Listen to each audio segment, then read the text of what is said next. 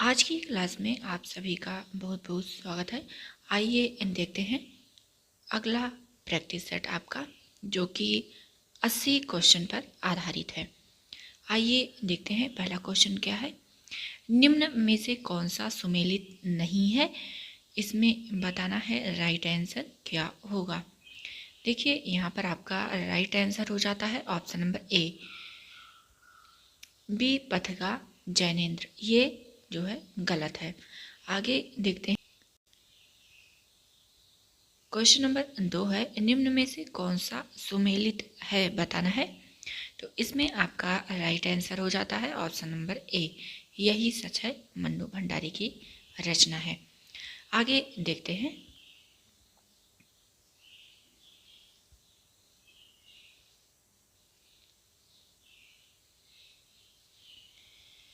Question number 3 है, निम्नलिखित में से कौन सा सही सुमेलित नहीं है।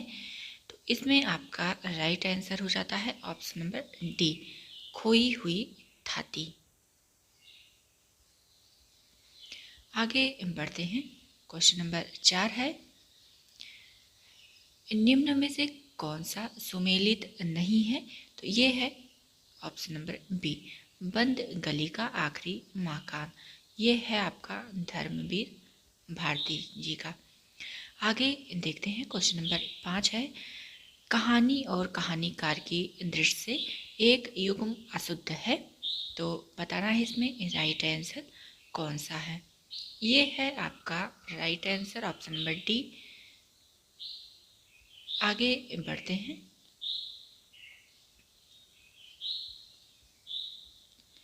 क्वेश्चन नंबर 5 है, क्वेश्चन नंबर 6 है आपका, इनमें से कौन सी हिंदी की पहली कहानी मानी जाती है। तो ये मानी जाती है इंदुमती। आगे बढ़ते हैं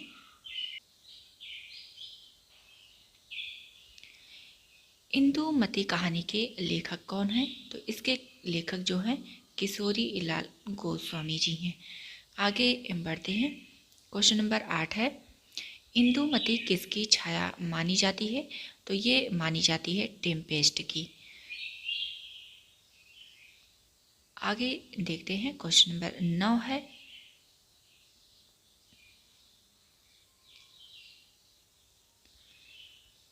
आधुनिक हिंदी कहानीकार का आरंभ सरस्वती पत्रिका के सन 1900 ईस्वी में प्रकाशित अंक किस कहानी से माना जाता है। तो ये माना जाता है इंदुमती। आगे बढ़ते हैं क्वेश्चन नंबर आपका है 10 है, आधुनिक खोजों के अनुसार पहली मौलिक कहानी है। तो ये है एक टोकरी भर मिट्टी, ये है आपकी माधवराव सप्रे की।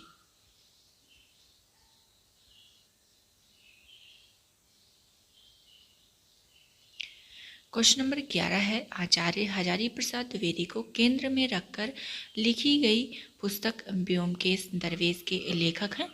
इसके हैं लेखक जो है ऑप्शन नंबर सी राइट होता है, विश्वनाथ त्रिपाठी। क्वेश्चन नंबर 12 है, यादों की बारात किसकी आत्मकथा है। राइट आंसर हो जाता है ऑप्शन नंबर सी, जोश मलिहाबादी, ये इनकी रचना है यादों की बारात। आगे बढ़ते हैं क्वेश्चन नंबर 13 है, विधा की दृष्टि से अस्ति और भवति कृति क्या है। तो ये एक आत्मकथा है।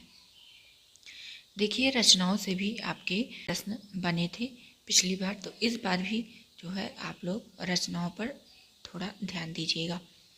क्वेश्चन नंबर 14 है, एक कहानी यह भी आत्मकथा किस लेखिका की है।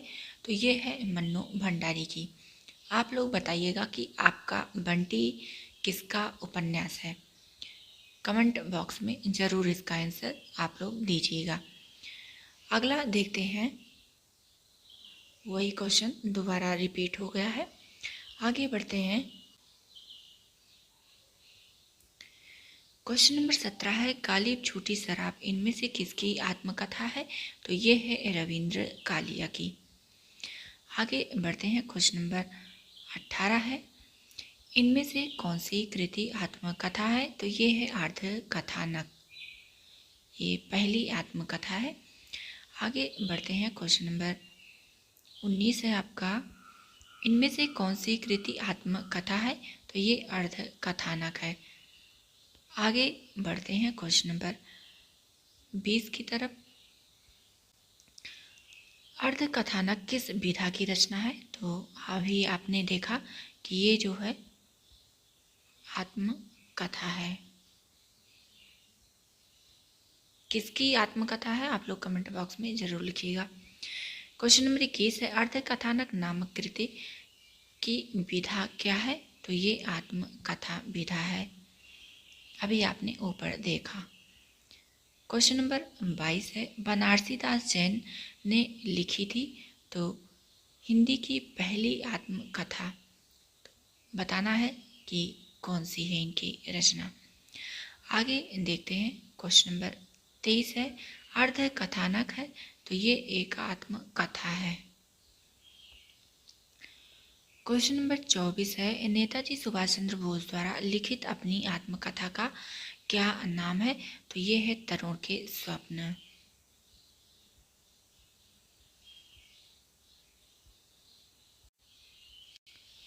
क्वेश्चन नंबर 25 है, निम्नलिखित में से कौन सा शब्द विशेषण है? तो ये है सौतेला। आगे बढ़ते हैं। क्वेश्चन नंबर 26 है, शुद्ध वर्तनी वाले शब्द का चयन कीजिए। तो ये आपका प्रागैतिहासिक शुद्ध हो जाता है। आगे देखते हैं। क्वेश्चन नंबर 27 है, इनमें से गलत वर्तनी शब्द है, तो ये है आधीन। आधीन नहीं होता है, ये होता है अधीन। आगे बढ़ते हैं क्वेश्चन नंबर 28 की तरफ। 28 में बताना है कौन सा इसमें से शुद्ध है। तो शुद्ध वाक्य जो है ये है आपका ऑप्शन नंबर सी, इच्छा अंतरम। निम्न में शुद्ध रूप कौन सा है? तो ये है आपका हतोत्साह भी होगा और हतोत्साहित भी शुद्ध होगा, क्योंकि दोनों रूप में ये लिखा जाता है। आगे देखते हैं। क्वेश्चन नंबर 30 है, इनमें से कौन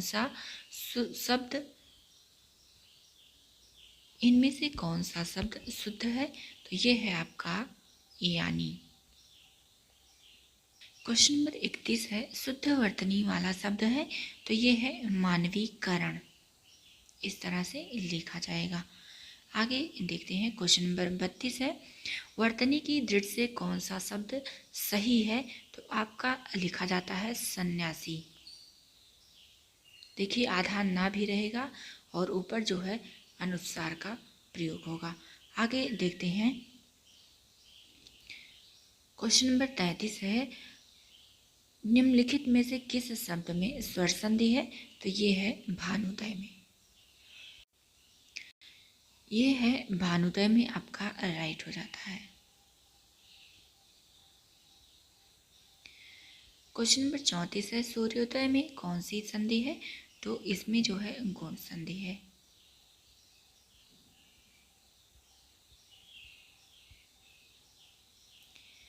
क्वेश्चन नंबर 35 है, यदि आ या आ के बाद ई या ई आए तो दोनों मिलकर ए हो जाती हैं, यह स्वर संधि कहलाती है।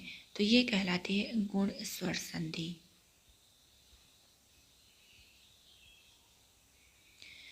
क्वेश्चन नंबर 36 है, व्यंजन संधि का उदाहरण नहीं है, तो ये है आपका option number C, Ganga plus उद्गम, गंगोदगम।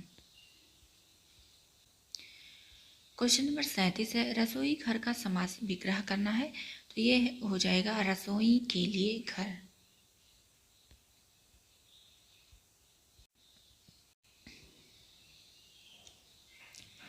क्वेश्चन नंबर 38 है, किस शब्द में तत्पुरुष समास नहीं है? तो विषधर में तत्पुरुष समास आपका नहीं है। क्वेश्चन नंबर 39 है, अधोलिखित शब्दों में से किस शब्द में तत्पुरुष समास है? तो पराधीन में तत्पुरुष समास है।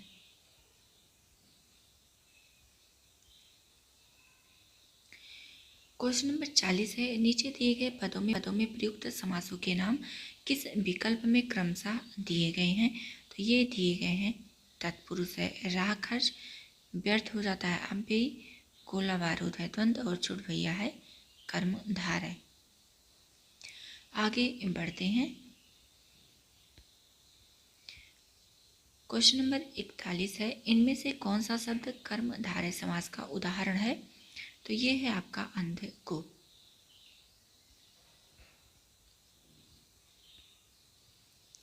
क्वेश्चन नंबर 42 है, जिस समास के पूर्व एवं उत्तर दोनों ही पद समान रूप से प्रधान हो उसे क्या कहते हैं? उसे द्वंद्व समास कहते हैं। क्वेश्चन नंबर 43 है, जिस समास में सब पद अथवा उनका समाहार प्रधान रहता है उसे क्या कहते हैं? उसे द्वंद्व कहते हैं।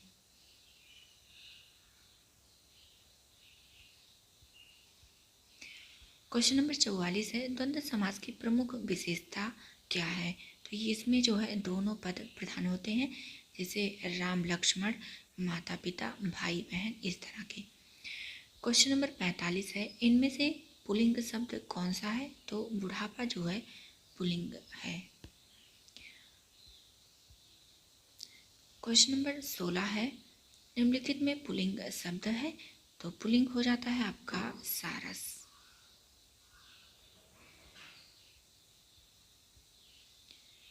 क्वेश्चन नंबर 47 है, निम्नलिखित शब्दों में नपुंसक लिंग का चयन कीजिए।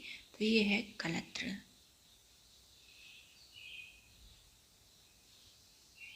क्वेश्चन नंबर 48 है, निम्न में से कौन सा अव्यय का भेद नहीं है? तो ये है परिमाण बोधक। क्वेश्चन नंबर 49 है, भला मैं क्या कर सकता हूँ? वाक्य में भला क्या है? तो ये है आपका अपव्यय। क्वेश्चन नंबर 50 है, निम्नलिखित में से कृदंत अव्यय का एक प्रकार नहीं है? तो ये है भूतकालिक कृदंत। क्वेश्चन नंबर 51 है, मजदूर मालिक के यहाँ रहता है, उपर्युक्त वाक्य में रेखांकित पद है। तो ये है आपका संबंध सूचक, मालिक के यहाँ। क्वेश्चन नंबर 52 है, जब वाक्य के मध्य में कोई शब्द या पद छूट जाता है तब उसे पूरा करने के लिए उस स्थान पर कौन सा विराम चिन्ह लगाकर उसे ऊपर लिखा जाता है? तो ये लिखा जाता है हंस पद विराम, इस तरह का ये चिन्ह होता है आपका। क्वेश्चन नंबर 53 है, क्रिया के उस रूपांतर को क्या कहते हैं जिससे उसके कार्य व्यापार के समय उसकी पूर्ण अथवा अपूर्ण अवस्था का बोध हो? तो ये कहलाता है काल। क्वेश्चन नंबर 54 है, मोहन से चला नहीं जाता, वाक्य में कौन सा भाव है?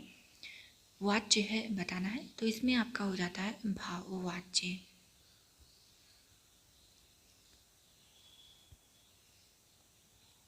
क्वेश्चन नंबर 55 है, मरम वचन जब सीता भूला पंक्ति का प्रयोग हुआ है, इसमें है कर्म वाच्य।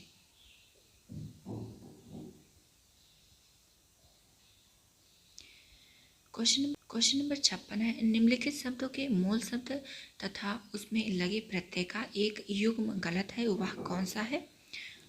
तो राइट हो जाता है बचपन।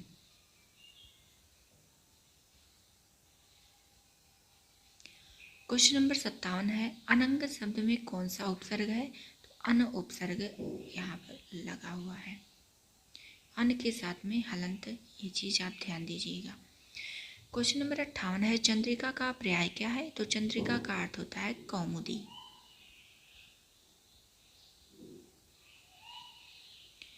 क्वेश्चन नंबर 58 है, उपाना का पर्यायवाची क्या होगा? तो इसका अर्थ होता है जूता।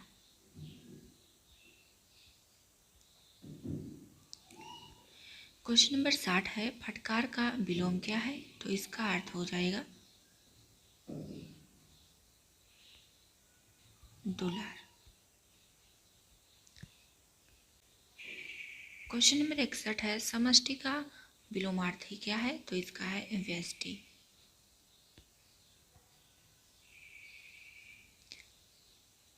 क्वेश्चन नंबर 62 है, अज्ञ शब्द का विलोम क्या है? तो अज्ञ का हो जाता है विज्ञ।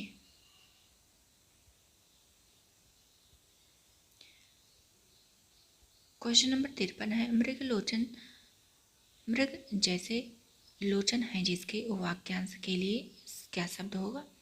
इसका हो जाएगा मृग लोचनी।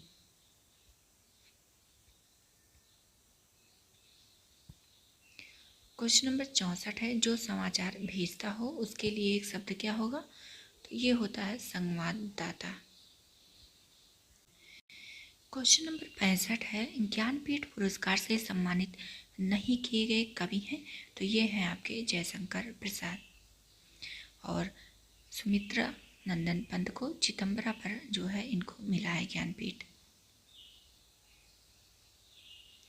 क्वेश्चन नंबर 66 है, समांतर कहानी के पुरस्कर्ता कमलेश्वर का मूल नाम क्या है? इनका मूल नाम है कैलाश सक्सेना।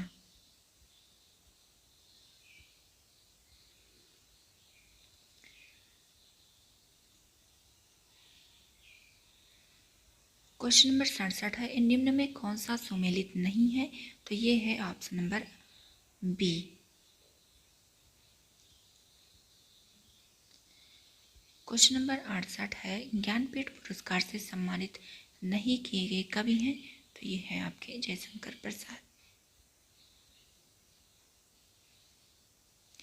क्वेश्चन नंबर 69 है, ज्ञानपीठ पुरस्कार से सम्मानित कौन रचनाकार नहीं है?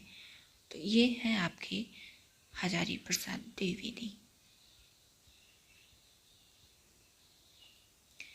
क्वेश्चन नंबर 70 है, देवनागरी लिपि के विषय में क्या सत्य नहीं है? तो राइट हो जाता है ऑप्शन नंबर ए और सी।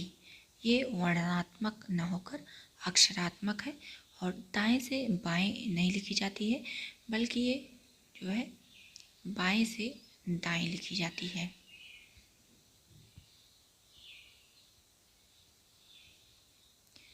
क्वेश्चन नंबर 71 है, महाप्राण ध्वनियाँ व्यंजन वर्ग में किससे संबंधित है? तो दूसरा और चौथा वर्ण जो होता है आपका वो महाप्राण के अंतर्गत आता है। क्वेश्चन नंबर 72, हिंदी भाषा के उद्भव और विकास का सही क्रम चुनिए।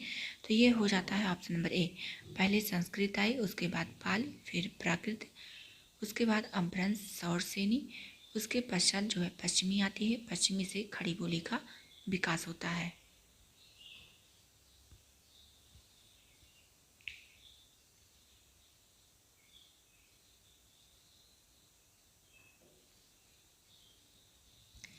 क्वेश्चन नंबर 73 है, सारी बीच नारी है कि नारी बीच सारी है, कि सारी की ही नारी है कि नारी की ही सारी है? यहाँ पर कौन सा अलंकार है? तो यहाँ पर आपका संदेही अलंकार राइट हो जाता है। हिंदी में अनुस्वार किस ध्वनि का सूचक नहीं है? तो या, ये आपका अनुस्वार नहीं है बल्कि ये अंतस्थ में आएगा।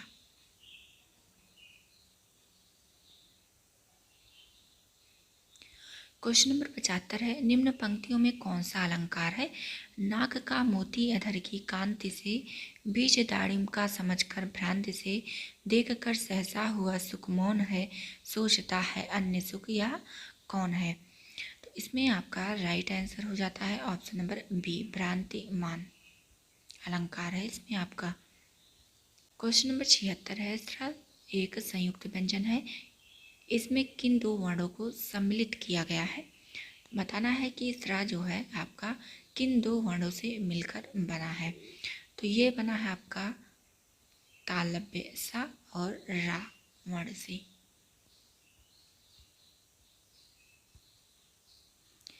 क्वेश्चन नंबर 77 है, इनमें से जो अनुप्रास अलंकार का लक्षण न हो उसे छांटिए। तो ये है आपका ऑप्शन नंबर सी, पंक्ति की संपूर्णतया आवृत्ति।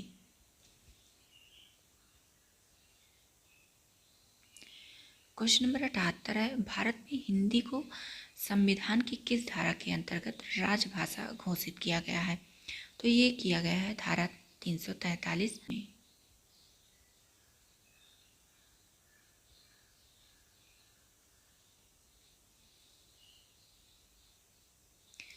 क्वेश्चन नंबर 79 है, रामचरित मानस नामक महाकाव्य की जो रचना है ये किस शैली में हुई है?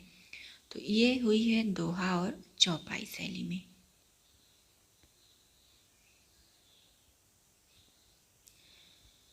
क्वेश्चन नंबर 80 है, वेपतु कैसा अनुभव है? तो ये एक सात्विक अनुभव है। आज का आपका 80 क्वेश्चन कंप्लीट होता है। आगे भी इसी तरह से आपको प्रैक्टिस सेट देखने को मिलेगा 80 प्रश्नों पर आधारित। तो आप लोग जो है चैनल को सब्सक्राइब करें और अपने सभी साथी मित्रों तक एक बार ज़रूर शेयर कीजिए, और अगर पसंद आई हो तो लाइक ज़रूर कीजिएगा। मिलते हैं अगली नई क्लास में।